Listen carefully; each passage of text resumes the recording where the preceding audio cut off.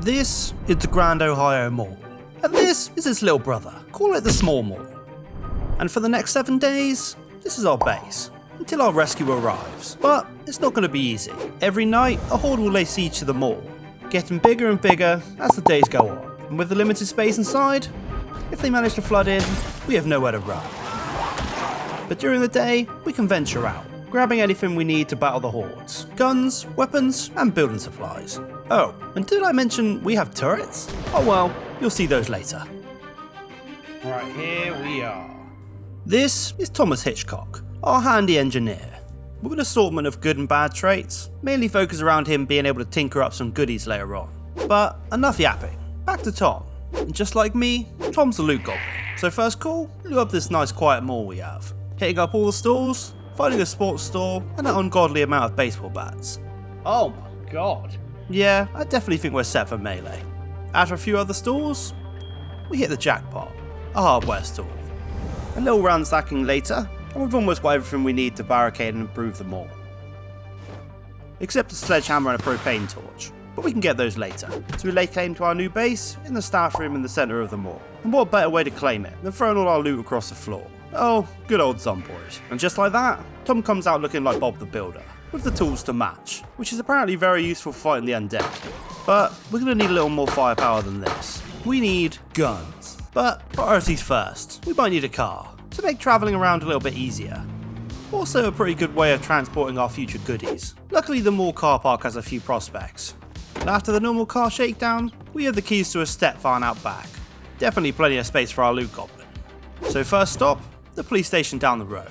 About time to test out Tom's zombie smacking prowess.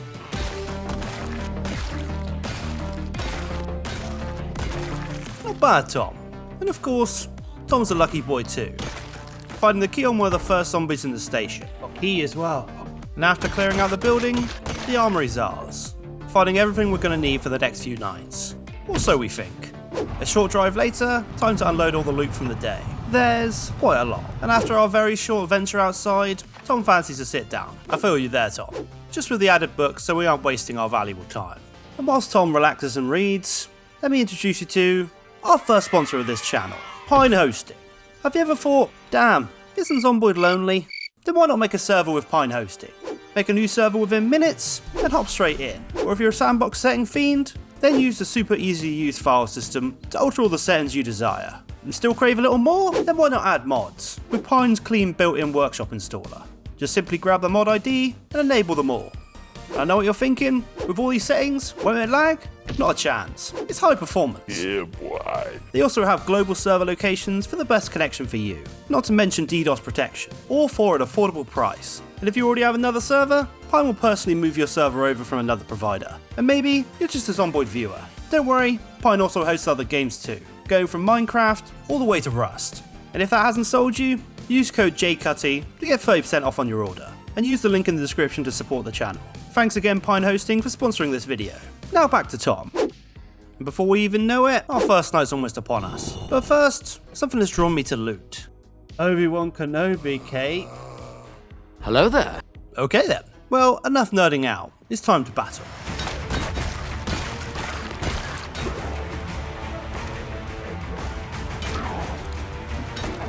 Shit.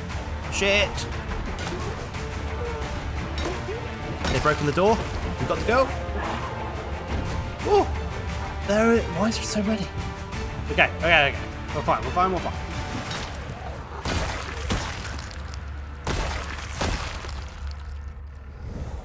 Okay, that wasn't too bad. Maybe it's going to be easier than I thought.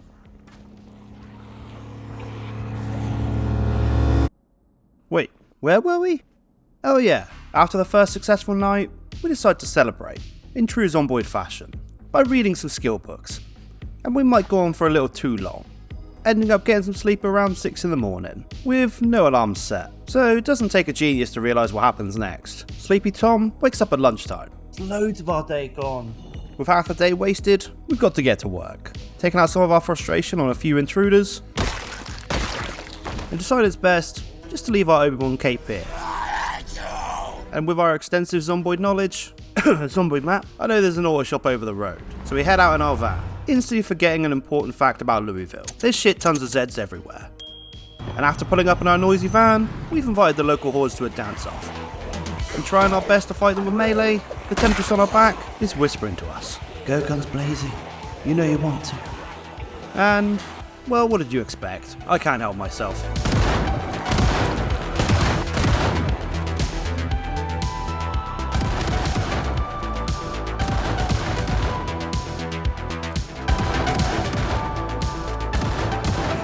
And after already using all the shells we had on us, a quick pit stop home, and the onslaught continues.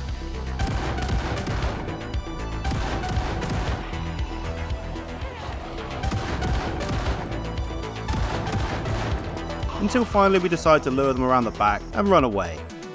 Why we didn't think about that sooner. But quickly loot up the auto shop, finding mainly small electronics and a few extra tools. And of course, the horde follows us home, so not wanting to deal with an even bigger horde later on, we quickly dispatch them. And now after a day of wasted time, and not a lot to show for it, we have just over 2 hours till the horde night. So we try our best to barricade the hallways with furniture, and some of the windows with planks. Even try block the doors with these chairs, and you can just walk straight through them. Shit! And before we know it, the alarm's going off, and the horde night's upon us. The start of the horde night goes as you expect. Bashing in some zombie skulls. Just this time, numbers are starting to overwhelm us. And melee just isn't enough. And we're forced to do some expert evasion at the cost of our endurance. And in no time, our hits are embarrassingly weak. And our boy Tom here is struggling to move. And in Tom's monkey brain panic, he decides to ring the dinner bell. Really, Tom? As a last-ditch effort, we run into the back room of the store and close the doors behind us. Any second, the doors will come crashing down and the run will be over. But nothing. Somehow, with a stroke of luck, they didn't follow us all the way in. We regain our strength, throwing down some of our heavy gear and prepare to fight. We break our way out, and Tom opens the can of whoop ass on everyone who's left. And by some miracle, we made it past day 2, but we need to rest. So we head up to the offices and get some sleep on one of the office chairs. And again, no alarm, so we end up waking up at lunchtime. And with the disaster of last night's defense, I think it's time to actually set up some barricades. Otherwise, we definitely aren't making it to day 7. So, first things first, throw away these useless chairs from yesterday. And time to barricade up properly, grabbing some of the appliances from the kitchens, or any other furniture so we can block off all the hallways. Then we can use all our firearms to keep them back. And after a whole day of emptying the filing cabinets, we grab a couple planks and barricade some of the windows. And finally, we're all blocked in. Feeling like we can take on anything. So we head back to our break room and take a little nap. Wait, is that the time? Where the hell are the Zeds? Well, they were polite enough to wait for us. And thank God, our defences are proving worth it. We slowly take out all the Zeds with the pistol. And any that break in, meet our trusty baseball bat.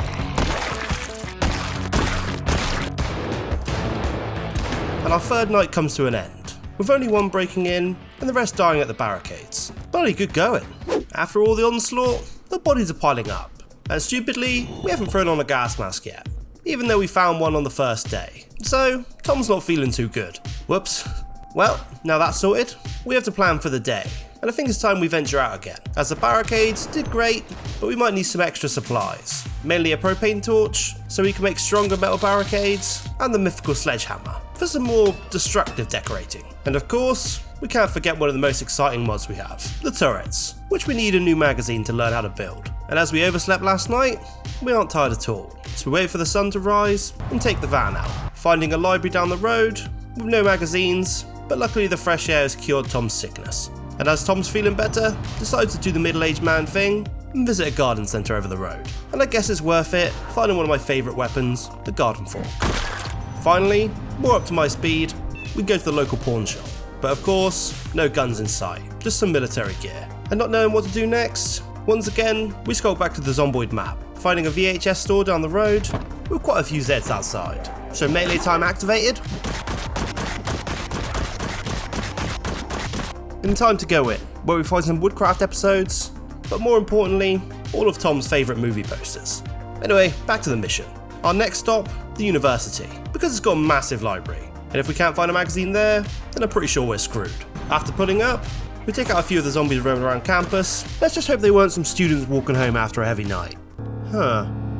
Anyways, we're inside, and in no time, we find the magazine we're looking for. Thank God. Now we've got that, we can stop by a warehouse on the way home. And almost obvious at this point, there's Zeds outside here too. You know the rest. Ah, that's better. And finally venture inside, finding tons of building supplies, and a much needed propane torch. But after a lot of fighting, we decided it's probably time to book it, before Tom gets a little bit too cocky and gets bitten or something. Then returning home, very happy after today's loot run, we empty the van, putting up our new TV that we might have nicked, and plastering the walls with our new posters.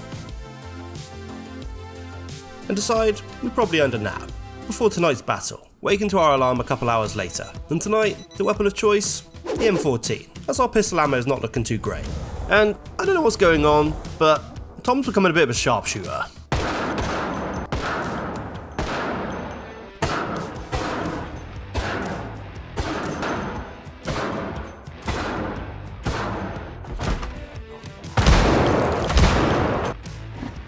Ending up destroying the hordes in no time, but start to get a feeling that I'm getting a little too confident.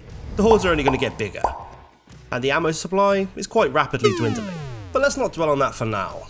Our room's a mess, loot sprawled everywhere, so decided it's a good use of our limited time to clean up a little bit, neatly putting away all our loot on the shelves in the other room. Now that's out of the way, we got time for a little woodcraft, then we might as well sleep, so we can get plenty done in the morning. And, of course, we oversleep again, and with our limited time in the day, we decide to double down on the barricades.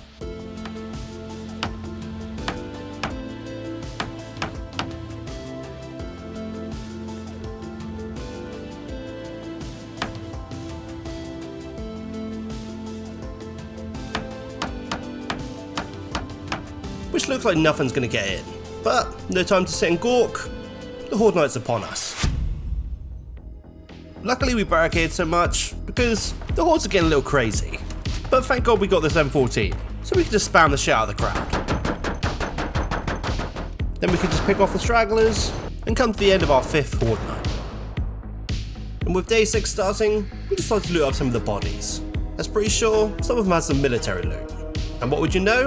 An M16. What the hell? But of course, we don't have any mags or ammo for it. But we spend some time repairing our barricades, and go for a little nap so we can go looting in the morning. And finally, waking up in the morning rather than the afternoon for once, and start to plan out our day. We don't have that much ammo left, and a lot of our weapons are breaking, so we definitely got to do a gun run.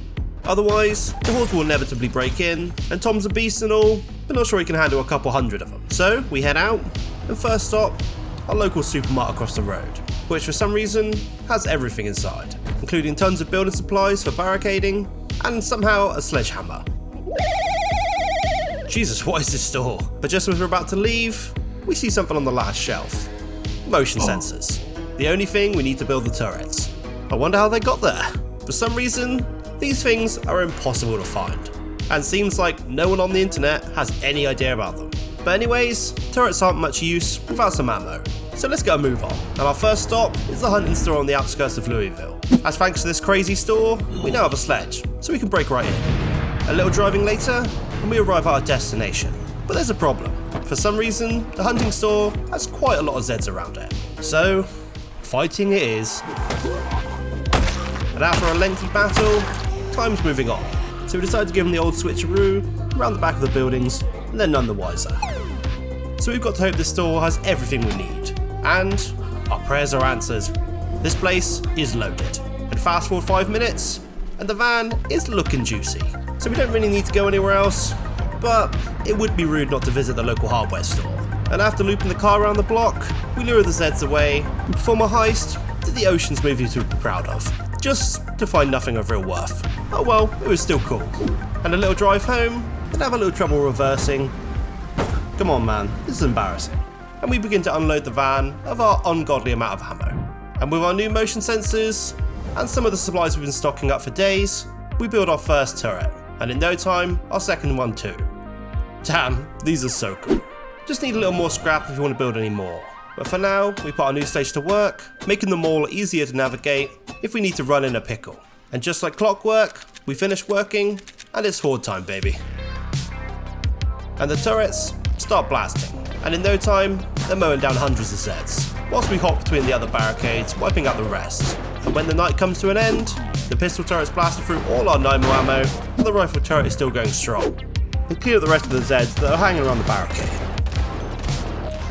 I'm feeling pretty proud of ourselves, but with the success of our new turrets, we can't get too cocky now. The last night is going to be the worst yet, but let's not worry about that yet. Time for bed, and now it's time to plan our final day. And after witnessing how much ammo the turrets blasted through last night, we should probably aim to get a little extra, so we don't awkwardly run out on the last day.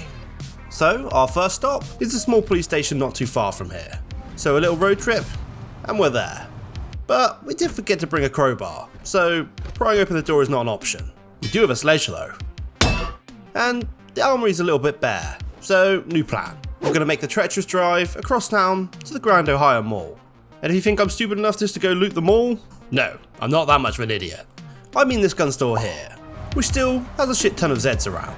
So, the usual run around and try and fight them off, just to then drive off, trying to lure them away. Then just to come back and fight them anyways. Perfectly executed. And finally, we're in. And good God, this is every American's wet dream. We have more ammo than we even need. And we even find a Viking axe.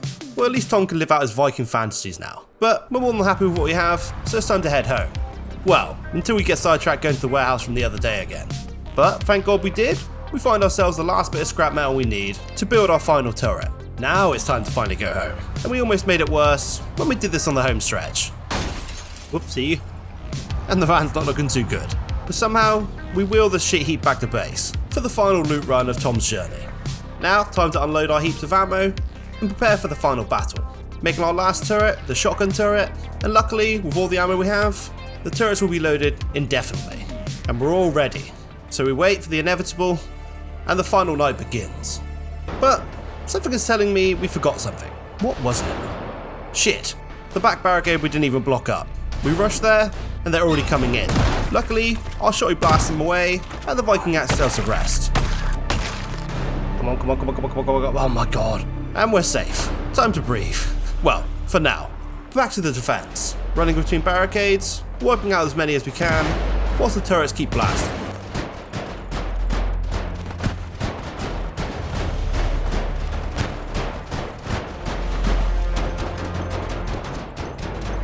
Until the Zeds start appearing behind us.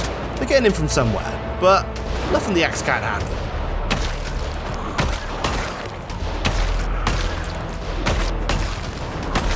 And we find the gap, or the invisible filing cabinet, I have no idea. So we move it and we're all good. And before we know it, we're killing hundreds of Zeds, and the heli's on its way. We're coming in hot. We push out of the barricades and make our way to the chopper.